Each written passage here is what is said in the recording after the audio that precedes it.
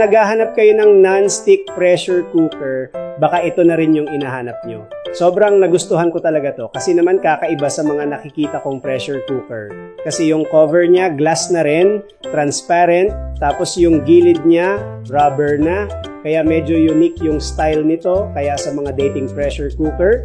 Tapos sa kabilang gilid, sa handle niya, meron siya yung sliding lock, available to sa mga gas stove, electric stove, at induction cooker. Sobrang convenient talaga kapag meron kang pressure cooker sa bahay.